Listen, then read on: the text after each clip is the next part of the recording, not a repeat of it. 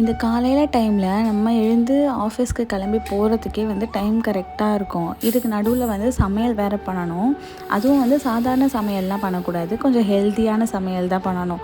ஏன்னு பார்த்தீங்கன்னா, நம்ம வெளியில் வந்து நிறைய திங்ஸ் வந்து வாங்கி சாப்பிட்டுடுறோம். அது வந்து நாட் ஹெல்த்தி தான். பட் ஆனாலும் என்ன பண்ணுறது, நம்ம வந்து சாப்பிட்டுடுறோம். சாப்பிட வேண்டிய சூழ்நிலைக்கு தள்ளப்பட்டுடுறதுனால சரி வீட்டில் இருக்கிறதாவது நம்ம ஹெல்த்தியாக சமைச்சு சாப்பிடலாம் அப்படின்னு சொல்லிட்டு தான் வந்து எல்லா நாளுமே பிளான் பண்ணுவேன். சில டைமில் வந்து அந்த பிளான் ஒர்க் அவுட் ஆகும், சில டைமில் வந்து ஒர்க் அவுட் ஆகாது. நல்லா தூங்கிடுவேன்.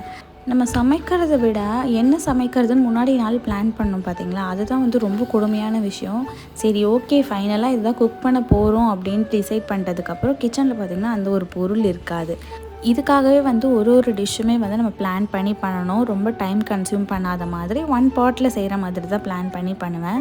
ஸோ இன்றைக்கி வந்து பார்த்திங்கன்னா தட்டைப்பயிர் போட்டு காரக்குழம்பு, முருங்கைக்காய், உருளைக்கிழங்கெல்லாம் போட்டு பண்ணியாச்சு. முட்டை வந்து பாயில் பண்ணி அது கூடவே சேர்த்துட்டு அப்பளம் வறுத்து எடுத்துகிட்டு போயிட்டேன். அண்ட் மார்னிங் பிரேக்ஃபாஸ்ட்டுக்கு இட்லி ஊற்றிட்டு நட்ஸ் ஜூஸ் குடிச்சிட்டு சாப்பிட்டு கிளம்பிட்டோம்.